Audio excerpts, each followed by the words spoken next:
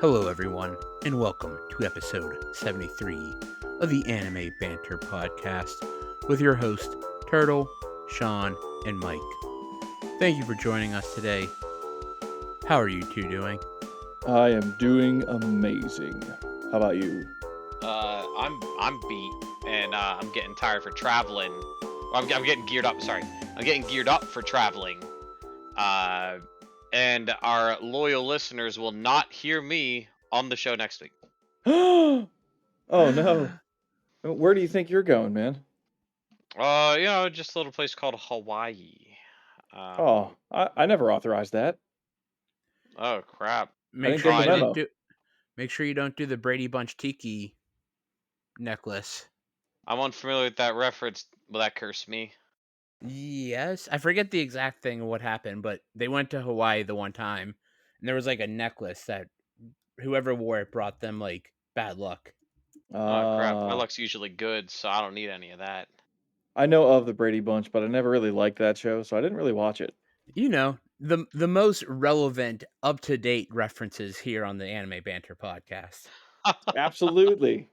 References A, for old people. That's us. a show from back in the late '60s, early '70s, very hip and modern. Hey, they could reboot it. I don't know. They're rebooting everything now, so why not? Wouldn't surprise me. Except it'd be like well, you know what? The CW isn't owned by the same people, so I'm kind of like sad about it. Because they were always good for that teen drama garbage. Oh You know what yeah. I mean? Like the CW, even when they do like Riverdale type of stuff. You know what I mean? Gossip Girl, that kind of I stuff, mean, they and even tried to make like the early seasons of Arrow and the Flash like have be romantic that like teen. high school teen Yeah, angst comedy, not comedy, sorry, romantic angst. Yeah. yeah. Yeah, that's what I'm saying. They have like a quota on that. But now I think it's owned by like a really like cheap ultra Christian type of company, I Is it? think. Because I know WWE NXT is moving to the CW here I did hear that. early October. I believe it's the first. Yeah, I mean just because they have a show about Jesus on that doesn't mean that they are very Christian themselves. But they True. did drop pretty much all the DC stuff. But you know what, honestly, a lot of that stuff it was just time to go. Yeah. I enjoyed it for the most part. I would have liked another season of Stargirl. Yeah, I liked that show. It could be kind of tied in with the new DC movie universe since that's coming. They're kind of wanting everything else to go away to focus on everyone's attention on that. So maybe that's part of it too. Yeah, they said the TV shows would not play into that at all. So Yeah, they kind of want them all to end and go away, and we're gonna start fresh on the silver screen. even though Grant Gustin was the perfect Flash. It killed me so bad whenever they didn't let Grant Gustin just be the movie Flash. Mm-hmm. I was like, listen, he may not be like the best actor, but like I don't know a single person who like when they announced the Flash was like, "Oh my gosh, it's what Ezra Miller, right?" Oh, and then Like I'm he had so excited for Ezra Miller Flash. they had all the legal trouble. It's like, yeah, we're gonna keep them around even though they kidnapped people allegedly. I wanted to see the Flash in theaters until all the crazy Ezra Miller stuff happened, and I was Yup. like, I don't want to see this movie anymore, and I still haven't because I heard it wasn't even that good. Like My even wife actors side. my wife and I watched it on HBO Max, and yeah, it was fine, but very forgettable. I was fairly excited when they announced Keaton's Batman was gonna make a return. I was like, oh, Yeah, I'm gonna that have to was watch that, that was and I literally didn't. the only reason I wanted to see that movie was because of Yeah, Keaton being back. yeah. I wanted to go see it, and I never did. And I heard it was not great, which is upsetting. I'm sure it's not Keaton's fault. I'm sure his parts are amazing. They're Yup. probably the best part of the movie. I mean, the new Aquaman was also very mediocre. Oh, the sequel, second one. Yeah, I didn't see that because I also heard it was just a letdown. I haven't watched that Blue Beetle movie yet, but I'm just gonna assume that it was also mediocre. Yeah, it's not bad, it's just like for me it wasn't great. Well, it doesn't matter. They're hitting the reset button. Again. Throw everything you know about those movies out the window. It doesn't matter. Clean slate Again. again. Except for The Batman. We're getting a sequel to The Batman. And we're So getting it's an HBO show about the Penguin. Penguin. Though that is not considered part of James Gunn's new universe. He's giving us a new Batman. Yes, which, And I think it's not going to be an confusing at old all. Batman. We're going to do old Batman. How many Again. Batmen do we need? I actually really enjoyed the Batman movie. I never got around to seeing it yet. It's pretty It's good. 3 hours, but it was good. I agree. I like some of the twists and turns. So what else have you guys been up to? I've been still trying to work on Final Fantasy VII Rebirth. Yeah. I'm on chapter 12 when you go back Okay. to Golden Saucer, and there's just so many damn mini games. And Yes. I was trying to do everything, but it's part of me just wants to say, you know what? I don't care. I just want to finish it. I've been working on this game since February. I'm 65 hours in, and I'm almost tired of doing all the mini games. It's like, okay, chocobo races, okay, this, and it's don't get me wrong, it's a great game, but it feels like there's too much fluff. Yes. That's if I were to have a one sentence review of Final Fantasy VII Rebirth, and I did beat it. I finally beat it. I had well over 100 hours into it.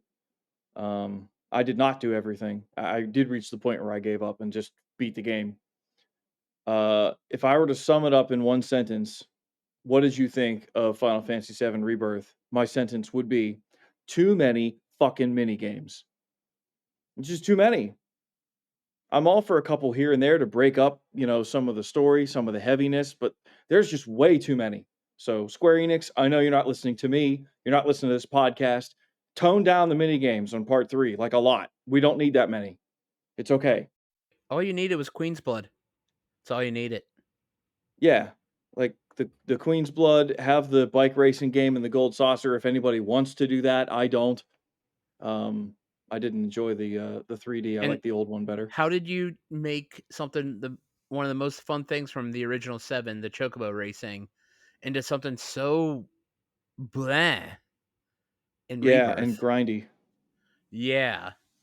I didn't touch the races at all until the end of the game, where one of the side quests is like, "Hey, win this race." Yeah, that's where I'm at now, and it sucks. The only way to get to that race is to beat all the other ones. And I said, "Nope, no thank you. Don't care." Skipped it. I don't want to do all those races. I think I did 4 and I said I've had enough. I don't want to do this ever again. I So, tried doing the Gold Cups multiple times, and the guy you're racing against is ridiculously fast. So and there's so many obstacles that if you hit one of them, you're pretty much fucked because they won't hit any. yeah. They're like the perfect AI. They know exactly where to go. Yep. Yeah, no, that's not fun to me. That is grinding and replaying that 1,000 times until you get lucky and memorize everything. That's not fun. I don't find any enjoyment in that. So too many fucking mini games. Other than that, the story is awesome.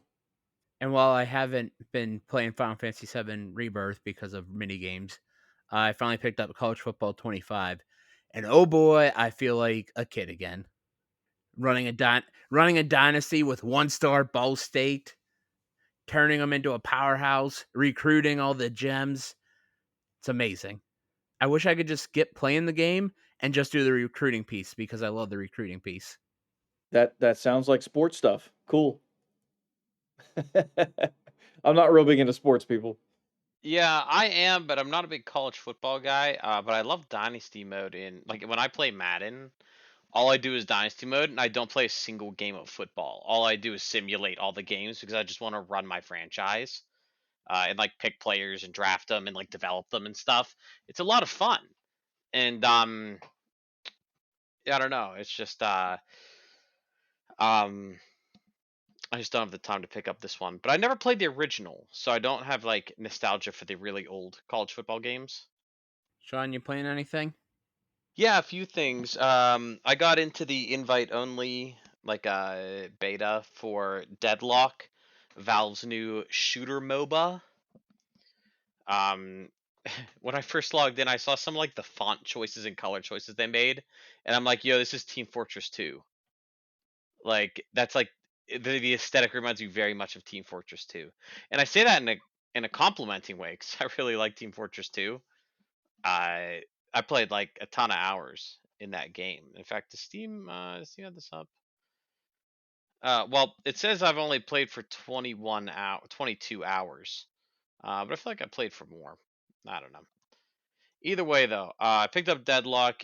It is very fun. It's gonna be like free to play, so like anyone can download it. So, so far enjoying Deadlock. Even though I'm not a huge MOBA guy, I dip in and out on occasion. Uh, my first MOBA was League of Legends, and I played it for. I kid you not. I played League of Legends probably for like three, no, probably less than that, probably like 3 hours, just like figuring out how the game works and things like that. And I was like, okay, this is interesting. And then I kid you not, before I booted it up again, my laptop died.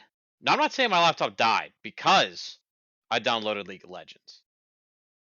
I've heard the game's pretty toxic and it has a lot of addictive properties, and really everyone who plays League and gets out is like getting out of League was the best thing I ever did. But you know, I did need a new laptop. Coincidence? Definitely yes, actually. Stupid Hewlett Packard buying Compaq, putting the cheapest computer parts from Compaq they could into a laptop and stamping the HP stamp on it. Which is why I'll never buy an HP. Even though the HP laptops are better now, I don't give a crap. I'll never buy from them again. Uh, Rant over for that one. But I also picked up Slay the Spire out of nowhere. Bought it a little while ago. It was on sale for like $5, I think, and I picked it up. Or after they announced the second one coming out in 2025. And I've had a few friends recommend it to me, so I picked it up. I've beaten it with two characters, so like I've gotten to the end with two characters so far. So I love it because it's a game you can just play so casually, like because there's no timer, no quick action, and you can just like exit the game whenever you want to. It saves your progress. So yeah, Deadlock and Slay the Spire have been a couple good ones for me. Oh, also for my flight to Hawaii, I have Atelier Ryza 2, but a friend lent me Unicorn Overlord as well. And if I get tired of one, I may switch to the other. Excellent. Very nice. To play off of your HP rant, or I guess to do the opposite, I've been using HP laptops since like 2005, and I have had nothing but good experiences. And I would like to stick with HP. So HP, if you're listening and you want to sponsor us, you can't see me, but I got a thumbs up and a smile kicking. Hey, feel free to sponsor us. Hey, um, HP, I hope you default on your debt payments. Go bankrupt and get bought by a real computer company. oh, ouch. Well, there goes our sponsorship. Thanks, Yeah, Sean. by the way, that's defaulting on your debt payments is so um it's so finance major coded, you know what I mean? In my industry, that's how you threaten someone. Someone say just go bankrupt. I'm like, no, specifically enter event of default, which is kind of how you go bankrupt anyway. But it's fine. yeah. So most people who know me, and if you've watched my YouTube channel, which has been silent for a while, again, I apologize. I've been busy doing this mostly. Um, I'm the RPG guy, so I love RPGs. I did mention a little bit ago I beat FF7 Rebirth finally. I've been playing Tales of Arise. I started it like when it came out, and I think I made it roughly about halfway through, and I put it down because something else came out, and I never got around back to it. So I've started fresh. I got the DLC for the PS5. I'm gonna actually beat it this time. So I'm playing through that, and I'm also playing through. A friend and I are. He's helping me play through this to make sure I don't miss anything because it's my first time playing this series, any game from this series. The Legend of Heroes, I'm starting with Trails from Zero because I can actually get my hands on a digital copy. Good luck finding a physical copy. I was looking. So I've been playing through that a little bit. That's my first time touching that series. Pretty popular series. I've heard it's very good, so I'm kind of excited to make my way through this one and hit some of the other games down the road. Sounds like we're all playing some pretty solid games right now. Heck yeah. Yeah. Yeah, no, last week, our listeners got the movie episode. Today was the game episode. Maybe next time. Maybe books. You guys reading any books? We can get to that another time. I'm very rarely reading books. Yeah, I don't really read books. I hate to sound like a caveman, but I don't really enjoy reading. I've been reading a lot of books this year. I think I'm up to like 25 books for the year. You can cover all of us in the books next week. How's that, Yeah, Mike? yeah, we should. Yeah, we'll get on the book. We'll get on the book. On TikTok, they have book talk, but Book talk. apparently only degenerates end up there, so don't actually end up on book talk. Uh-oh. I just don't end up on TikTok.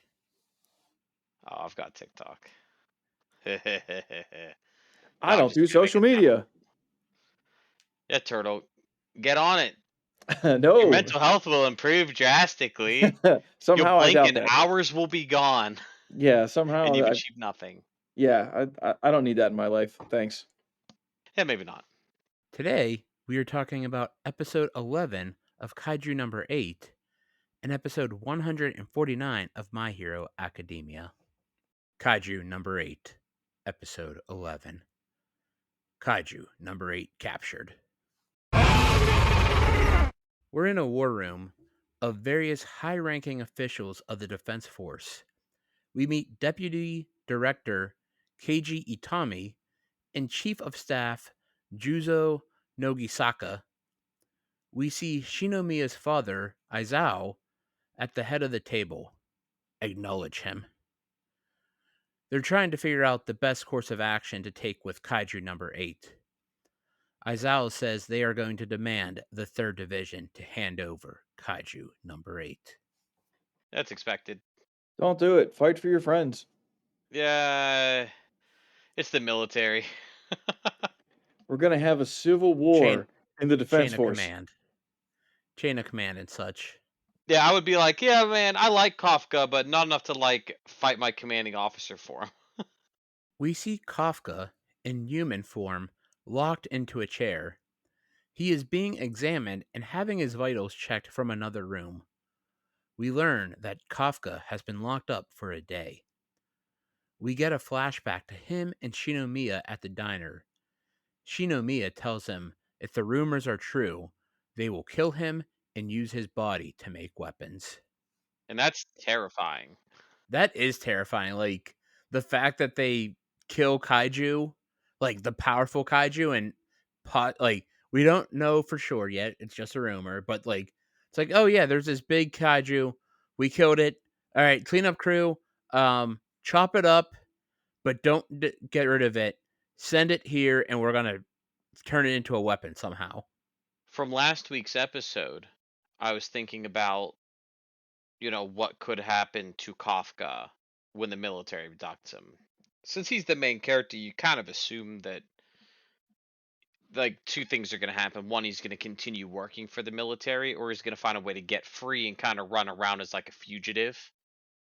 So there's like two options I think, you kind of end up with. But you think all the bad things that could happen to him. Because he's a human who can turn in at will, they could do all kind of freakish experiments on him. And turning him into weapons, they just introduced that. Talk about good storytelling. They just introduced that kind of concept a few episodes ago. Like told us the origin of those weapons. And now it's like it's in your mind when you realize he is a kaiju and he could be turned into weapons. I don't know, it's the storytelling's been really good. Just make sure you don't waste any of the parts. All the parts. Make use of all the parts. All of the parts. Don't take that in a weird direction. Well, they could. I could just imagine now they turn his nipples into guns, some squirt guns. You know what I mean? I see what you did. That was a full circle moment. Yeah, I'm embarrassed I said that out loud. Let's continue. Mina walks in with Hoshina and other masked soldiers. She says Kafka is being transferred to HQ. Kafka tries to apologize to Hoshina, and Hoshina's having none of it, saying, "Don't say a word." They walk outside, and the 3rd Division lines the way to the transport. None of them make eye contact with Kafka. Kafka cannot make eye contact with any of them. Kafka walks into the transport when Ichikawa steps out of the line, saying he has faith in Kafka and knows Kafka will return. The door to the transport shuts, and Mina says Ichikawa owes 50 push ups the next time she sees him for speaking out of line. We learn there are no cameras in the back of this transport, which that seems really weird. We learn that Mina is putting together a case to try to prove Kafka is still human, and nobody in the 3rd Division believes he's an enemy. Mina begins to read Kafka his rights when he starts to break down and asks if he can still stand by her side. She says she will be waiting for him. The transport begins to drive away as Hoshina and the rest of the 3rd Division salutes. I don't know about you guys, but I definitely started to tear up a little bit there. That was a very touching moment. Really well done. Yeah, I think yeah, it just gives you a bad feeling, because you know how hard Kafka worked and like what's at stake, and to see him kind of like get dragged off like that just feels bad. They to further your point, Turtle, they really hit the emotions here. It's just like you get the childhood friends standing side by side, not standing because Kafka's locked away. And Mina finally admits that she will wait for him. Yeah, I mean, it's like Sean said. I mean, we've seen how hard he's worked, and his work has paid off in some degree because the rest of his squad still see him as Kafka, not Kaiju number 8. And they trust him and they want to help him, but there's really nothing that they can do right now. So it's a bad situation, but very emotional. Good scene. At the Defense Force Ariake Maritime Base, we learn that Kafka is contained 30 levels down. Several days later, we see the 3rd Division looking down in the dumps at a cleanup site. Furuhashi can't believe Kafka was Kaiju number 8. He tries to joke to lighten the mood, to no avail. They all agree that they just have to follow orders as much as it sucks. Hoshina is mad that Kafka held back in their fight and wants him to return so they can fight again for real. Shinomiya goes to her father's office to try to save the person she calls Daddy. Aizawa shows up, shows her his x-rays, and we learn that his heart has been replaced with a core. We learn that a kaiju killed Shinomiya's mother. Shinomiya says she still believes in Kafka. I want to throw in here. I kind of like this layer that of a kaiju killing Shinamiya's mother. Um, it really goes to show you like their motivations for why they joined, the force, and especially when you see, her father, uh, daddy director. He must have intense hatred for all kaiju. Do you So think he's gonna be hating on Kafka. do you think her dad was in the defense force prior to her mother's death, or was it a cause and effect thing? Good question. That's some good thinking because I would guess he would joined after, like for revenge, but it may not be that. What if he was like in the defense force and maybe partially to blame? I like That that gets idea. that gets some layers going. Maybe he was fighting the kaiju and it fell over on the building she was in or something. Gosh, I hope not. I don't know why you guys would hope for that. You're sick. You're sick. It's that inner writer voice that I wish I was, but I'm not. Um, that would be an interesting twist. So he has this hatred for kaiju, but he's also has this kind of hatred for himself, which just keeps pushing him to just like kill all kaiju. I want to know his life story, and I hope they give it to us. I think we'll get it at some point. A couple of doctors walk in to see Kafka. He tries to joke with them and lighten the mood, but they pay no attention to him. Kafka thinks of his friends in the 3rd Division and says he is coming back. In Mina's office, we learn that everyone is getting temporarily transferred out of the 3rd Division due to the destruction of the base. The higher-ups are concerned that more kaiju are coming, but not only that, more of them are coming at the same time. Ichikawa is the only one to say he'll accept the transfer with no questions asked. Oh, the transfer out of the 3rd division is kind of odd. I mean, because like as far as we know, there haven't been that many casualties. You know what I mean? Like, so I understand if it's like, hey, only like a quarter or like a fifth of the 3rd division remains, we're going to split you up. But if like the whole thing just about remains, then it's like, okay, like why break it up? Just relocate them.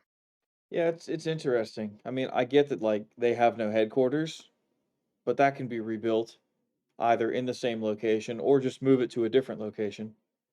So I don't really understand the whole break up the team either. It's maybe it's if they decide to kill off Kafka, they don't have a unified front. Maybe it's to avoid that civil war. Civil War, Civil War. I don't want some military coup stuff. I tell you what, there are gonna be some haters. There are gonna be some haters. I want to throw this out there. We're seeing other anime here. Attack on Titan. I know there's some people. I've seen these takes where people are like, Attack on Titan is the greatest piece of fiction written in the past 30 years. There are people who say stuff like that. And like, I went through Attack on Titan, the manga, and when they got to like the military coup arc, I just stopped. It was like the single most boring thing that I'd ever read. I understand people are like, oh, you got to read past that. And even the mangaka himself admitted that when he got to that arc, he felt a little lost on the direction, and they fixed it in the show. But I'm like, yeah, it was just like the most boring thing I'd ever read, so I just stopped. I'm gonna get some hate for that though. Aizawa walks in, followed by a bunch of masked soldiers. Shinomiya is watching from above. Kafka tries to yell out that he's not a kaiju. Aizawa says to release Kafka's bindings. Kafka stands up and can't believe he's been freed. He tries once again to say he's human, but Aizawa shoots him multiple times. Kafka throws his arms up to try to defend himself, and we see that his arms have transformed into the kaiju arms. Aizawa is quick to attack, launching his hand into Kafka's gut to draw blood. He gives one of the soldiers a vial of Kafka's blood. Aizawa raises his hand, and we see the soldiers put 2 cases down on the ground with gauntlets in them. Aizawa puts the gauntlets on, and they power up. Shit's getting real now. The whole punch to the gut thing where like he just sort of like grabbed him was weird. Like it's like there has to be a better way to draw blood than whatever that attack just was. There's probably a better way, but I don't know if it would be as intimidating as him just reaching his hand into Kafka's gut. Also, think of the force behind that to be able to like reach in and cause that much blood to come out. Exactly. That's how you know this guy's not messing around. Yeah, well, I guess you have to consider whenever you have strength to the level that these two have, you know, fighting works differently, I guess. Throw the laws of physics out the window. Anything goes. Aizawa says if Kafka would rather die in his human form, he'll allow it. Kafka says he won't fully transform to show he's still a human. A wave of energy hits Kafka, blowing off his right arm. Another energy blasts Kafka. He hits the ground hard, and when the smoke clears, we see he is starting to transform into Kaiju number 8. Kafka attempts to keep dodging Aizawa's attacks. We see him lose an arm, and a leg that both regenerate. Kafka is getting his ass kicked. Kafka wonders why his body is reacting this way, reacting in the same way when it fought a Dai Kaiju. Kafka realizes his body believes Aizawa is, indeed, a Dai Kaiju. Gasp. Oh, that Kaiju's gonna die, all right. Is that why they call it that? That makes perfect sense now. We learn all about Kaiju number 2, and the suit and gauntlets Aizawa are wearing are made from Kaiju number 2, confirming the rumors. Kafka is trying to dodge the attacks, but wonders why he can't move. The camera zooms out to show Kafka with no arms and no legs. All right, we'll call it a draw. Aizawa is about to hit the killing blow when Kafka fully transforms. Kaiju number 8 lets out a wail, shattering the glass. We see Kafka trapped and wondering why he can't control his body as Kaiju number 8 gets bigger. We see the bug that infected Kafka way back in episode 1. He tells Kafka to kill, kill, kill.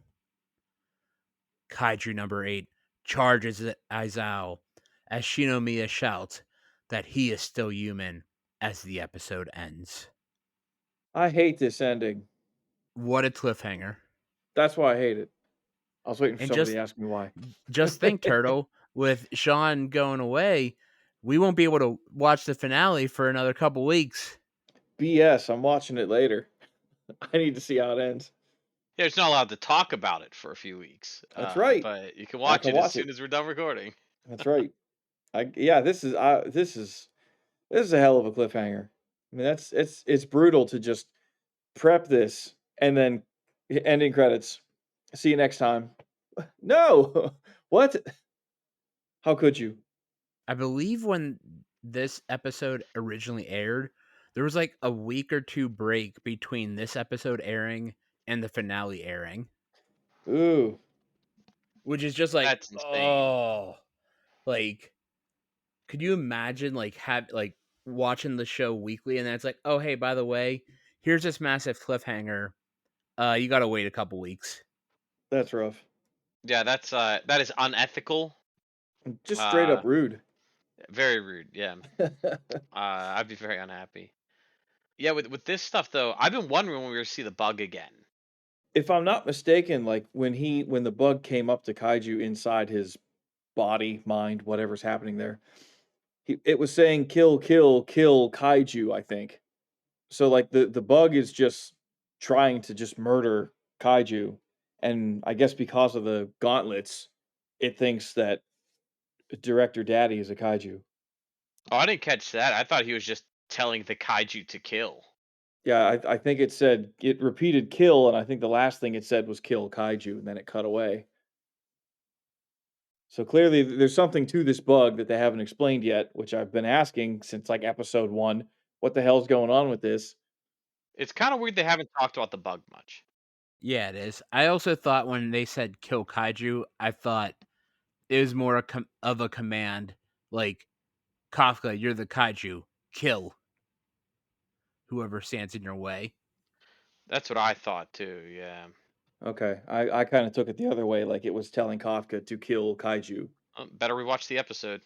Yeah, why not? It's really good. They'll probably show it in a recap in the next episode. They might, and I'm wondering if in the next episode, which is the end of season 1, if they're going to actually explain this bug yet, or if we have to wait until a season 2, which I think I saw is happening. It better. I hope so, but I guess we'll talk about that later. What were your general thoughts on this episode? Every episode of this show is like better than the previous one, just about. Like they are really good at just ramping up the hype. I'm really sad that it ends at 12. I really, really, really enjoyed this one. I think there was only one episode that I wasn't real thrilled with, but then they bounced back the following week, and it's just been going strong ever since. So yeah, I really like this show. I think this was a great episode. I hate the cliffhanger only because I want to know what happens. And yeah, I really hope that there is a season two because I'm really digging the show. I like it a lot. Yeah. Well, I love this show. It goes without saying. Every week I'm excited to watch it, talk about it, recap it. So sad that we only have one episode left. Really hoping we get a season 2 sooner rather than later. All this talking about Kaiju number 8 made me real thirsty. And you know what they say, alcohol is the best medicine. And that means it's time for Mike's Beer of the Week.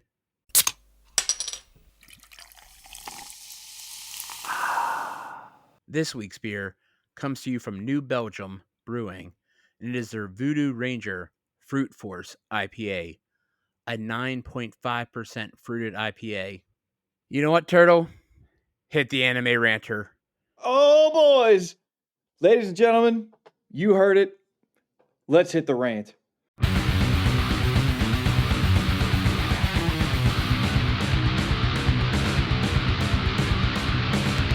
Anime Ranter. As you all know, I usually love New Belgium beers. I've picked many of their beers to be my beer of the week. I went to their brewery down in Asheville, North Carolina before. Love usually all their beers. Fat Tire was one of the very first craft beers I've ever had. Loved it. I always get it if it's like the only craft beer option on a menu. Wow. Wow. This beer is straight trash. Like, just throw it all in the dumpster, set the dumpster on fire, push it down into the river so it can sink to the bottom to never resurface because this beer sucks. Like, there is nothing good to say about this beer. I tried a couple sips and I had to dump the rest. I could not get more than a quarter of this can down. It was that bad. Like, it didn't have a nice fruit profile. It didn't hit being an IPA. It was just straight garbage. This beer was only $3, and I want my $3 back because it was so bad. And I mean bad.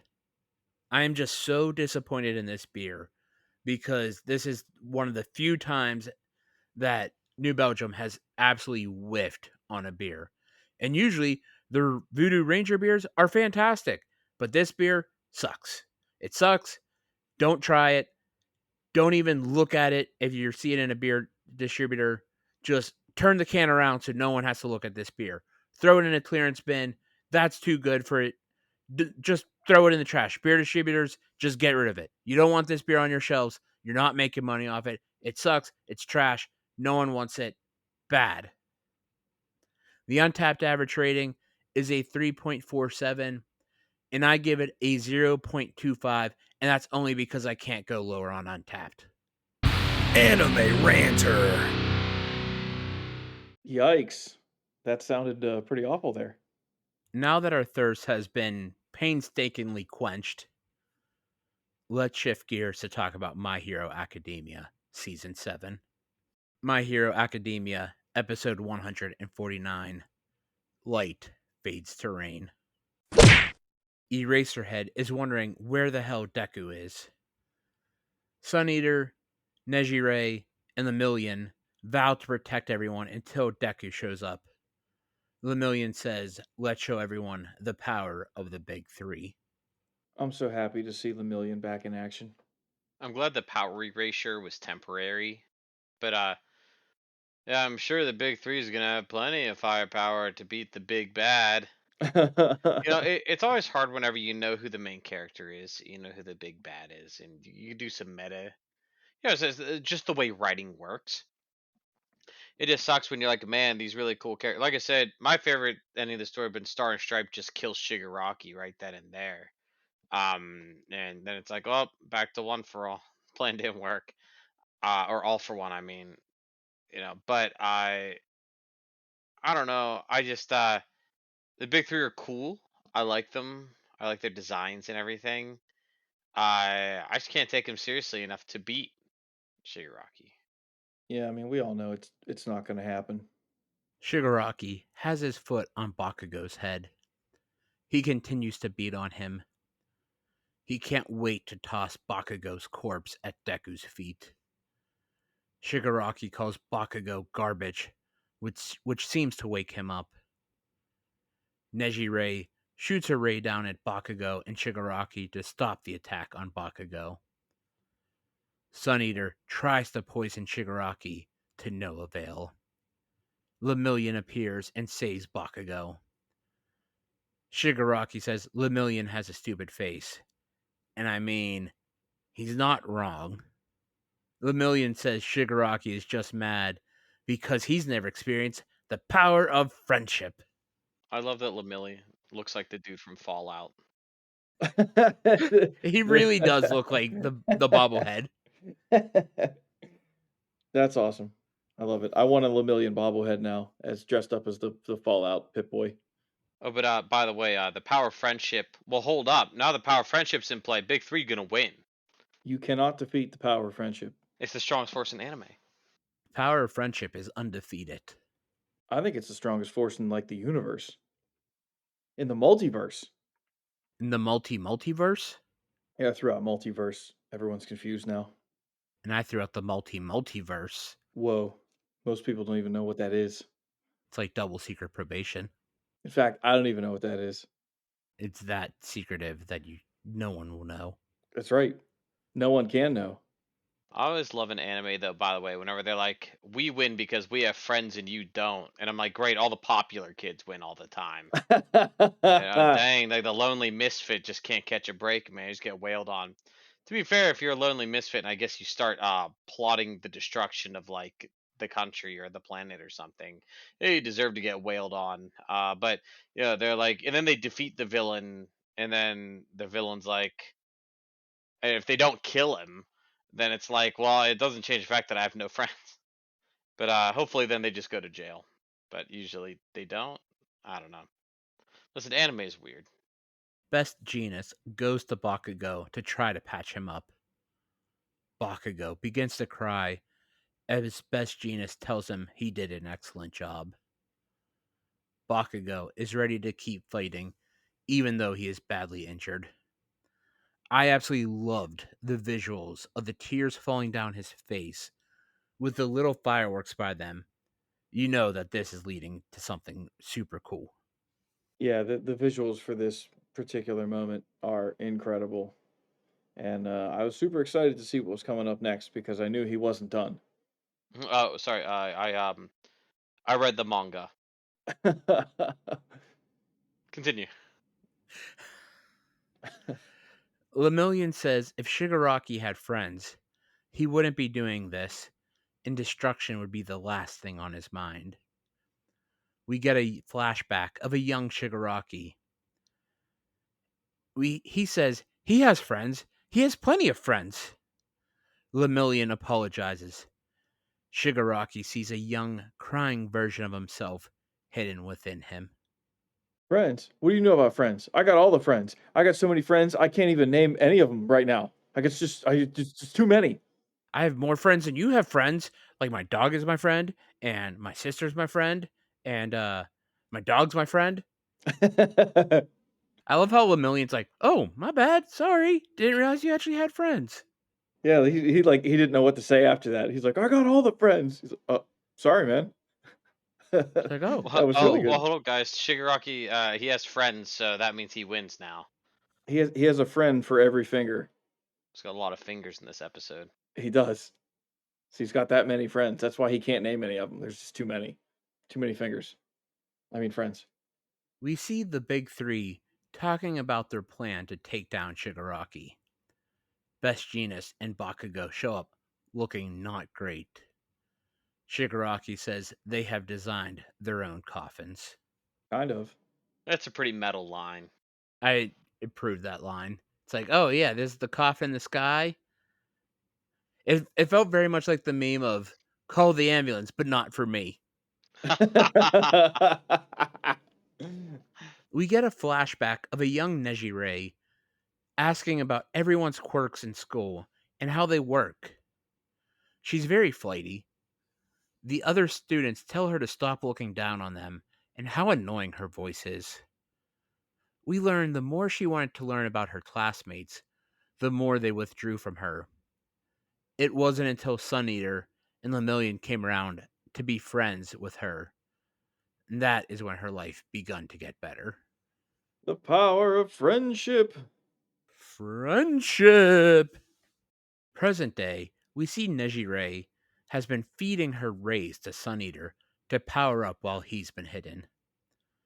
We see flashbacks of everyone telling Sun Eater how awesome he is, but until now, he was unable to accept the compliments. It was easier for him to be self deprecating. Sun Eater hits Shigaraki with a massive blast that is able to destroy all of the fingers. Did my ears deceive me, or did Sun Eater yell out "Get wrecked"? I think he did. I enjoyed that because he's like he's the quiet guy, right? So he's sort of like in the background, and he'll step out to be a hero, but then he like get behind, Fat Gum. I'm not really here. Don't look at me, everybody. And just to hear him like see him fire the blast, just blow up all the friends. I mean fingers, and then just yell out "Get wrecked." I was like, yeah, no, that's awesome. Yeah, I love his social anxiety is just through the roof. But cool scene, by the way. I greatly approve of the laser beam. It was kind of out there and crazy, but I was like, you know what? Rule of cool. I've said it before. If it's cool, do it. Laser beams, get wrecked. Love it. The smoke begins to settle when a wave of fingers lashes out. The attack didn't work.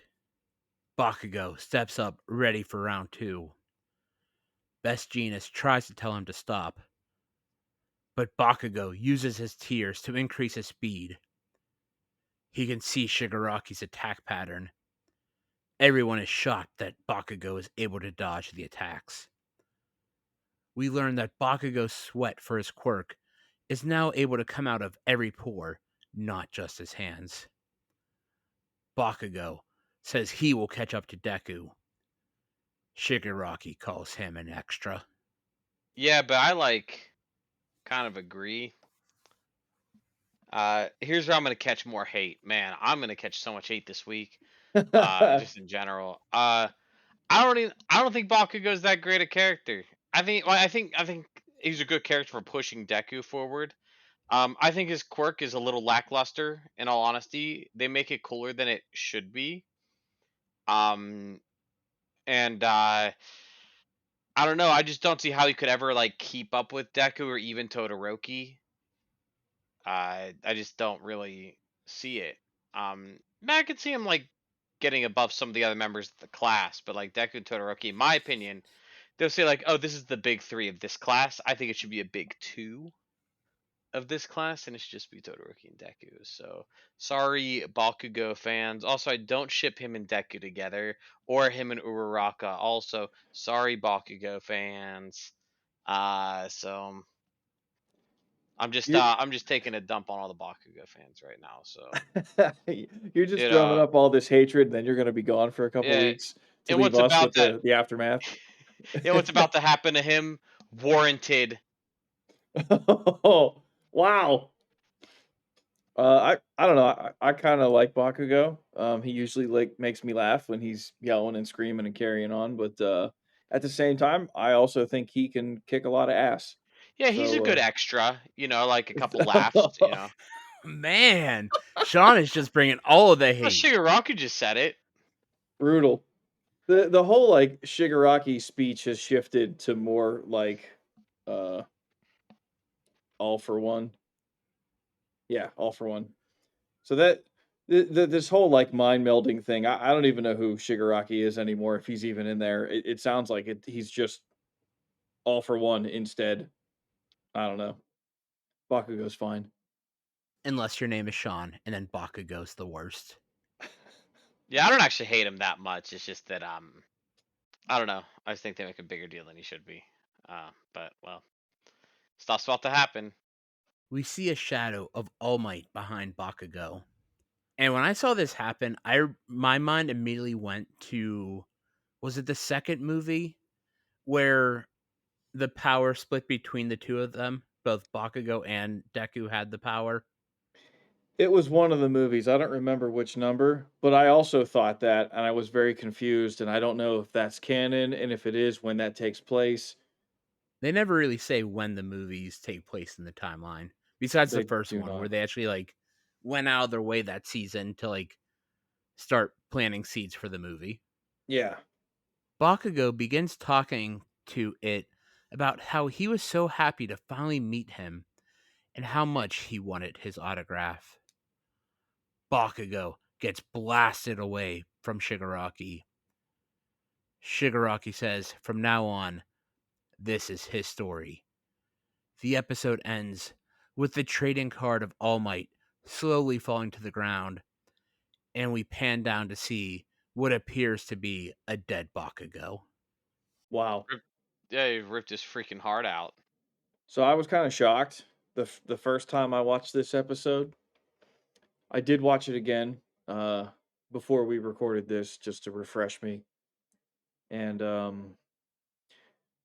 it's still shocking, but I don't know. This is like, a manga, which is like a comic book, and I feel like characters can die in comic books and then come back. And he's like a main character, so I don't know. I feel like he's not gonna be dead for long. Yeah, I was initially super shocked by the reveal, and then I'm like, yeah, but he's gonna come back somehow, isn't he? Like, Deku's gonna use one of his powers to bring him back, or he's gonna find a way to come back somehow. Yeah, something's gonna happen, and he's not gonna be dead. Dead. I ain't saying nothing. Yeah, no spoilers, Sean, you cheater. He's too big of a character to be truly dead. If it was Ball Boy, then yeah, he'd be dead. In fact, he might be dead coming up here. He might die. What did the two of you think of this episode? It was fine. Like a pretty good episode. You know, I said like the shock value wasn't there for me because I read the manga. Again, it's like listeners, yes, Sean, we know you read the manga. I'm like, yeah, but I have to keep saying it because I did. Um, Generally a pretty good episode. I liked some of the big three stuff. I like the creative fighting against him and the group. You know, after the death of Bakugo, you're like, okay, who's next? Because all the heroes look pretty tired, don't they? Yeah, they're not in good shape. This is not going well.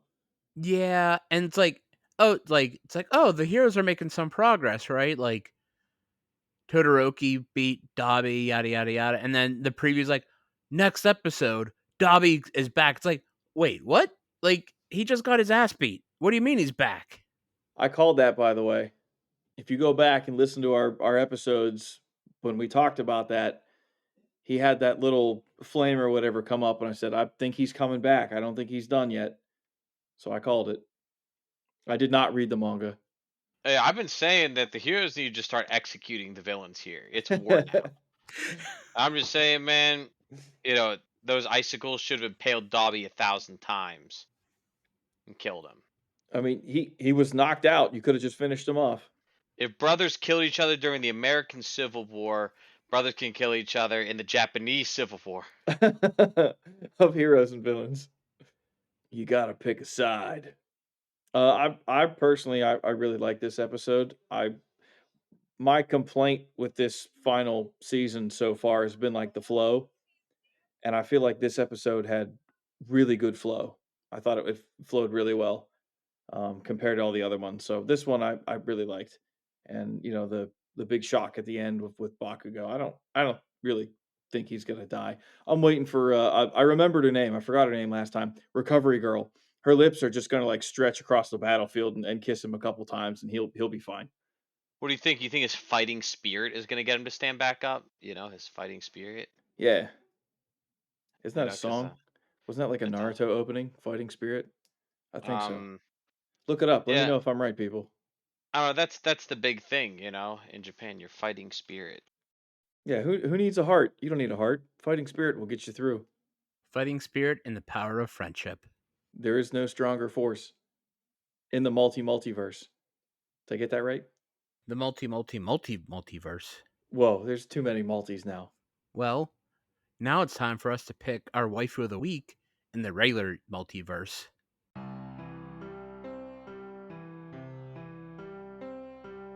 Sean, who's your waifu of the week? Well, a really important character just died on a show, so I'm gonna go to the other show and choose. Mine is Daddy Director Shinomiya.